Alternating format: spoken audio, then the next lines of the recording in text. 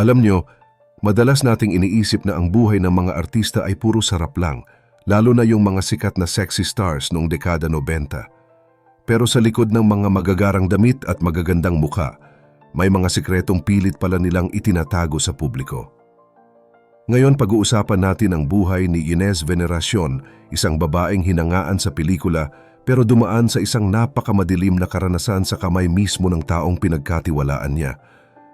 Noong mga panahon na iyon, talagang niyanig ang mundo ng showbiz dahil sa mga balitang hindi lang pala siya basta nadiskubre, kundi dumaan siya sa kamay ng isang manager na imbes na protektahan siya ay naging mitsapa ng kanyang paghihirap.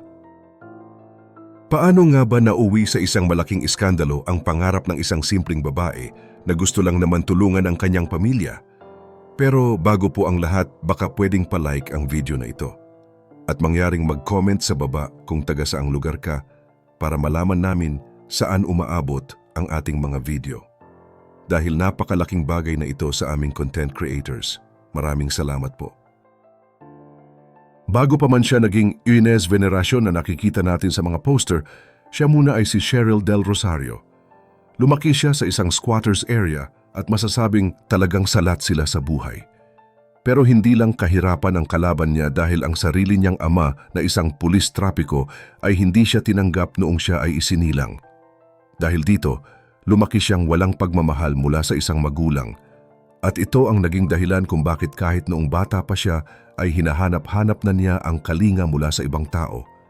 Ang masakit pa nito, naging saksi siya sa palagiang pananakit ng kanyang ama sa kanyang ina hanggang sa dumating ang punto na kailangan na nilang tumakas para mabuhay ng payapa. Sa kasamaang palad, sa gitna ng kanilang pagtakas ay naiwan si Inez at naiwan siya sa ilalim ng pag-aalaga ng kanyang malupit na ama. Isipin ninyo, sa edad na 7 o 8 taon, nararanasan niyang ikulong sa banyo tuwing may nagagawa siyang pagkakamali. Nang magkasakit ang kanyang ama ng lung cancer, lalong humirap ang kanilang sitwasyon hanggang sa makitira sila sa mga kamag-anak.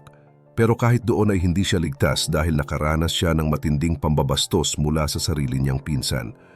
Ang tanging nagbibigay lang ng saya sa kanya noong mga panahong iyon ay ang panunood ng mga artista sa telebisyon ng kanilang kapitbahay at doon na nga nabuo ang pangarap niyang pumasok sa showbiz para makaalis sa hirap.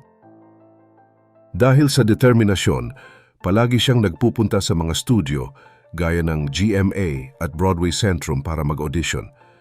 Noong una ay tinatanggihan siya dahil bungi pa ang kanyang mga ngipin, pero hindi siya sumuko. Hanggang sa isang araw, may isang manager na lumapit sa kanya at nangakong gagawin siyang sikat. Kinausap ng manager ang kanyang ama at nagkasundong ampunin muna si Inez para ayusin ang kanyang hitsura at pag-aralin siya.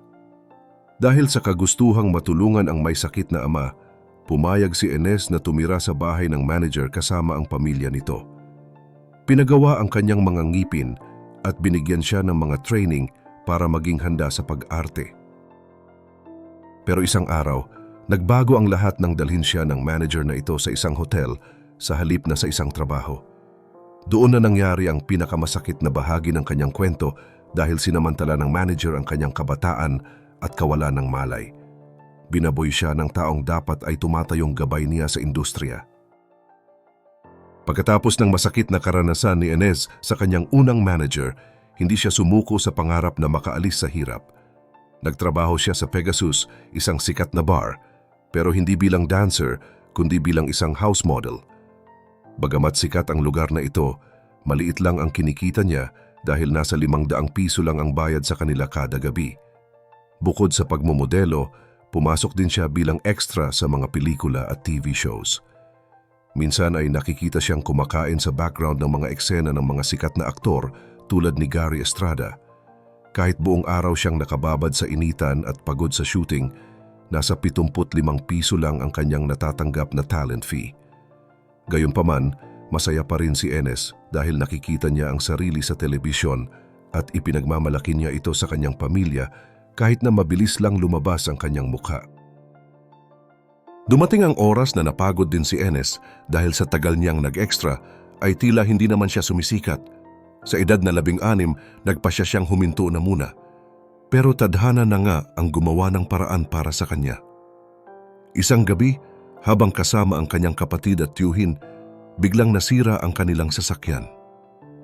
Habang hinihintay na maayos ang kotse, napadpad sila sa isang bar sa Quezon City na ang pangalan ay Adonis. Hindi nila alam na isa palang gay bar ang kanilang napasukan. Habang nandoon sila, isang staff ang lumapit kay Enes at sinabing may gustong makipag-usap sa kanya sa kabilang lamesa. Ang lalaking iyon ay walang iba kundi si Lito de Guzman, isang kilalang talent manager. Dito na nagsimulang magbago ang takbo ng kanyang buhay. Pinakitaan siya ni Lito ng mga sample na litrato na gagawin niyang peg, kung saan kailangan niyang mag-post na tila walang suot pero artistiko ang dating. Dahil sa kagustuhang maging bida, tinanggap ni Ines ang alok. Binigyan siya ng pangalang Iana Veneracion, na kinuha sa pangalan ng aktor na si Ian Veneracion. Pero nang dalhin siya sa Regal Films para pumirma ng kontrata sa 3 pelikula, pinalitan ang kanyang pangalan at ginawang Ines Veneracion para mas tumatak sa mga tao. Mabilis ang mga pangyayari at agad siyang sumabak sa paggawa ng mga tinatawag na pito-pito films o mga pelikulang mabilisang natatapos. Noong una ay naiiyak siya sa tuwing gagawa ng mga malalaswang eksena dahil sa dami ng taong nakatingin, pero kinalaunan ay naging komportable na rin siya dahil ito ang nakikita niyang paraan para matulungan ang kanyang pamilya. Sa gitna ng kanyang pagsikat, hindi rin naiwasan ang mga usaping pag-ibig. Ang kanyang naging unang seryosong nobyo ay ang sikat na child actor na si Nino Mulak. Nakakatawa ang kwento nila dahil noong bata pa si Ines ay isa siya sa mga tagahanga na nagpapirma ng notebook kay Nino. Nagtagal ang kanilang relasyon ng 6 na buwan, pero madalas silang mag-away dahil hindi matanggap ni Nino ang pagiging sexy star ni Ines. Matapos ang kanilang hiwalayan, nakarelasyon naman niya ang aktor na si Mon Confiado na mas matanda sa kanya ng 12 taon. Sila ang naging pinakamatagal na magkapareha sa buhay ni Ines. Dahil sa maagang kasikatan ni Ines Veneracion, hindi niya agad naramdaman na ang pera pala ay mabilis maubos. Noong kasagsagan ng kanyang career, naging bulagsak siya sa paggastos, palaging nanlilibre ng mga kaibigan at gabi-gabing lumalabas. Magkakaalam, share ko lang story ko. Dumating ako sa point na isang income lang hindi na sapat para sa pamilya ko. Kaya naghanap ako ng extra income at marami rin akong pinagsisihan na online courses at online materials. Pero may natutunan ako. Dahil doon, unti-unting guminhawa ang buhay ko. May savings na, may bahay, may sasakyan, at nakakapag-travel abroad. Kaya gusto ko lang i-share ang mga nakatulong sa akin.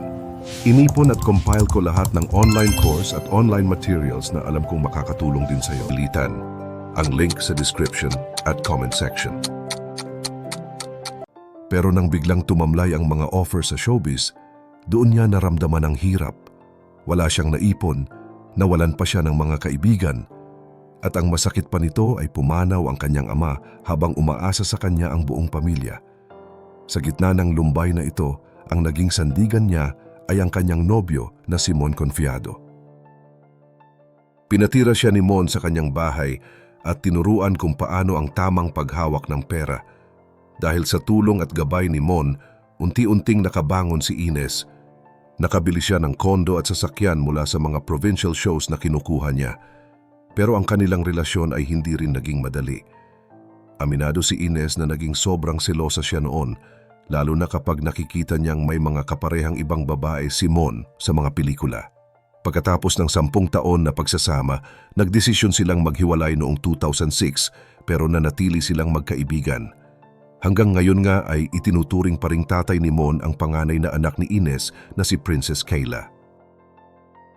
Matapos ang relasyon nila ni Mon, dumaan din sa buhay ni Ines ang ilang makapangyarihang tao tulad ni Ismael Toto Mangudadatu na ama ng kanyang panganay na anak. Bagamat nag-alok ito ng kasal, mas pinili ni Ines na tumanggi hanggang sa tuluyan na silang magkahiwalay. Sa ngayon masaya na si Ines sa piling ni Brian Julius Recto, ang pamangkin ni Senator Ralph Recto, at biniyayaan na rin sila ng isang anak.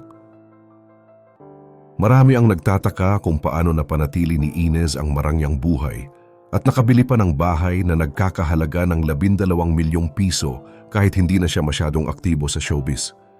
May mga usap-usapan pa nga noon na ibinebenta niya ang kanyang sarili pero agad niya itong pinabulaanan. Ang totoo, naging matalino na siya sa negosyo at ang bahay na tinitirahan niya ngayon ay binili niya mismo kay Mon Confiado sa tamang halaga. Mula sa madilim na nakaraan sa kamay ng mapang-abusong manager hanggang sa pagiging isang matatag na ina, tunay na makulay ang naging takbo ng buhay ni Inez Veneracion. Sa inyong tingin, tama lang ba na mas pinili ni Inez ang katahimikan at simpleng buhay ngayon kaysa sa gulo ng showbiz? Kayo rin ba, naranasan niyo na bang magtiwala sa maling tao na muntik nang sumira sa inyong mga pangarap? Ibahagi mo naman sa comments below ang kwento mo at huwag kalimutang mag-like at subscribe para sa mas marami pang updates gaya nito.